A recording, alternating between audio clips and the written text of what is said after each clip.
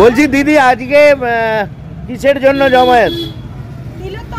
বিচারের জন্য জমায়েত। এবং সেটা কি সিডিও অবধি আছড়ে পড়বে? বুঝতে পারছি না। সিডিও অবধি আছড়ে পড়বে এই প্রতিবাদ? অবশ্যই অবশ্যই আছড়ে পড়বে, তার জন্যই তো আমাদের এই প্রতিবাদ। 43 দিন অতিক্রান্ত, কি বলবেন?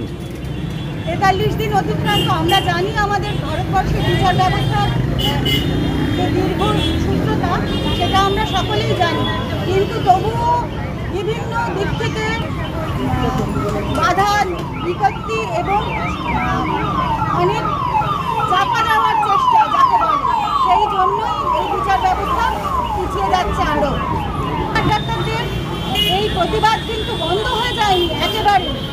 জুনিয়র ডাক্তাররা তিলোত্তমার বিচার চেয়েই এখনো লড়ছে, এরপরেও লড়বে, আগামী দিনেও লড়বে, এবং আমরাও তার সাথেই লড়ব।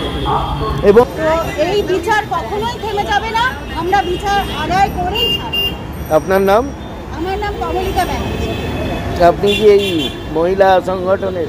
হ্যাঁ, মহিলা সংগঠনের সদস্য। আপনি কি বলবেন? কি জানতে চাও বলো?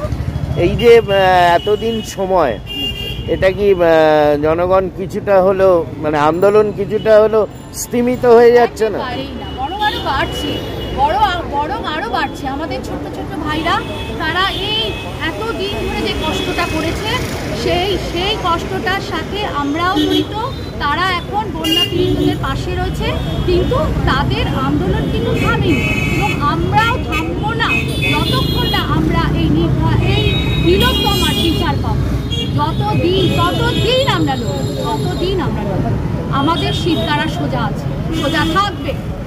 আপনার নাম? পূর্বা চক্রবর্তী। যে আপনার প্রতিবাদ দীর্ঘদিন ধরে চলছে, কি বলবেন? হ্যাঁ, এটা আমার বহুদিন ধরেই চলছে, আজ এখানে প্রথম নয়। এর আগেও আমি চন্দ্রনগরে পারফর্ম করেছি, বা নিজের এলাকাতেও পারফর্ম করেছি।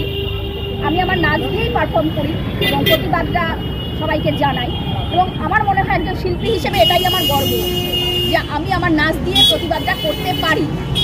আর এটার ব্যাপারে অবশ্যই আমাদের যতদিন না আমরা বিচার পাচ্ছি, ততদিন অবধি আমি আমার প্রতিবাদ চালিয়ে যাব, শিল্পী মানসিকতার মাধ্যমে, নাচ দিয়ে। সবাই সেমিনার রুমে যাদের দেখা গেছে, তার আমরা সেই সব ব্যক্তিদের আমরা বিচারের আওতায় আনতে চাই। কোনোভাবে যেন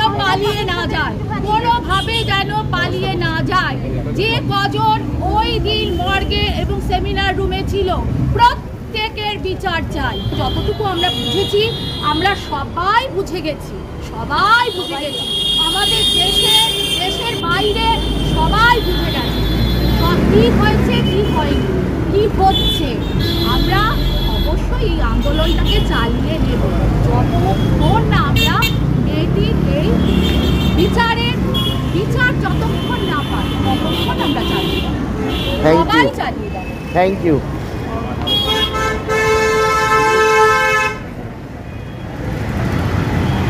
এমনি